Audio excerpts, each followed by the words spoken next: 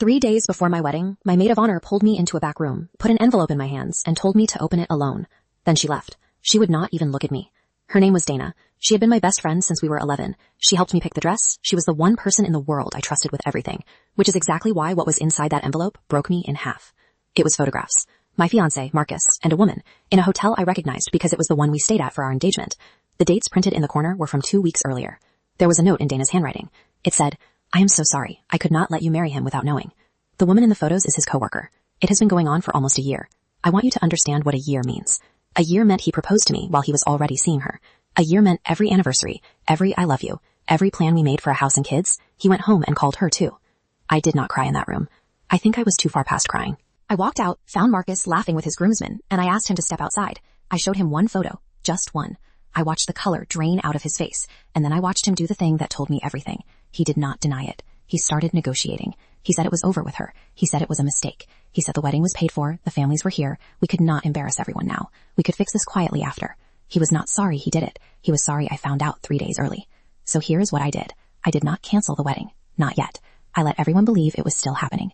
I smiled through the rehearsal dinner. I let his mother, who had always treated me like hired help, give her little speech about welcoming me into a family with standards. I said thank you. I meant none of it. And quietly, I made some calls. The venue was in my name because I had paid the deposit when his credit was a mess. The photographer was my cousin. And the hotel from those photographs, it turned out, had been booked under his work account. The same company where his coworkers still worked. The same company that had a very strict policy about that sort of thing. On the wedding day, 200 guests sat down. The music started. And instead of walking down that aisle, I walked up to the microphone in my dress, and I told them all the truth. I held up the photos on the screen behind me, the one my cousin had quietly connected. I thanked everyone for coming to celebrate the end of the worst relationship of my life. Then I told Marcus that the venue was mine, the deposit was mine, and he and his family could find their own way home. And I mentioned, just loud enough, the name of his employer, and how interested their HR would be in those hotel receipts. His mother screamed. His father called me cruel. Dana, my real friend, the one who risked our whole friendship to save me, stood up in the back of the room and started clapping. And slowly, so did everyone else. Marcus lost his job within the month because the receipts were real and the policy was real. The coworker was let go too. His family stopped speaking to him entirely once they learned he had lied to all of them, not just to me. I kept the cake.